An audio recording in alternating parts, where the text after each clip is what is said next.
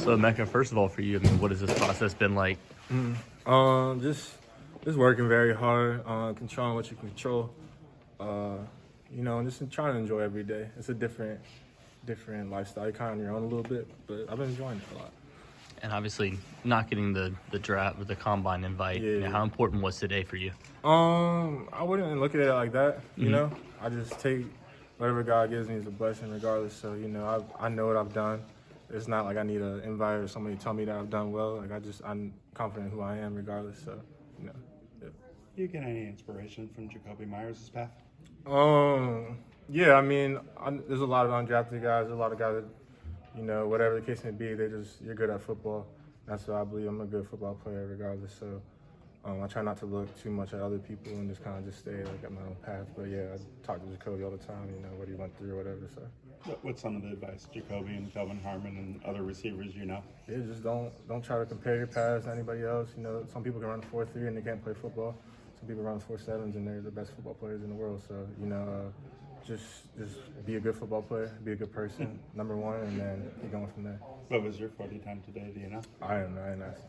Do you know what you've been running? Because obviously today is not the first time you've done it. Yeah, I'm not sure. I'd have to ask him what it was. Who are some of the teams you've been talking to? Talking to the Falcons a lot.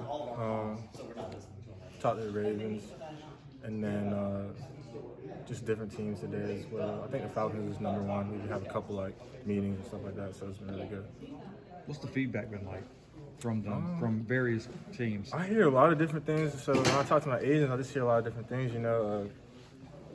I hear a lot of different things, but I think just kind of staying level-headed, regardless of what you hear. Kind of you just gotta do what you gotta do. At the end of the day, that's what the tough part about the process is. About a lot of other people telling you things, but you can only control so much. So just try to do as well as you can.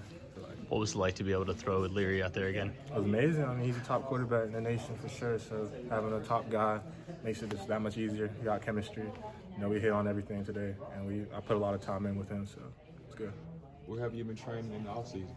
I was training in California Sports Academy, and then I was just training here. I had a good little routine I had going on, so it was good. There was a time where you committed for NC State for about a month. Yeah. And it's funny how things have worked out because you end up going to NC State. Yeah. And now everything that's happened all these years later, is it crazy how life has worked out? It's been perfect. I wouldn't change anything. I always wanted to go to Carolina, which is the worst part about all that.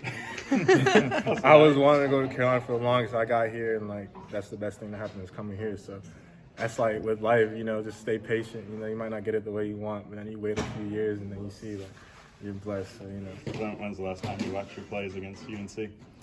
I mean, I'm always getting tagged in it. Is it on Twitter?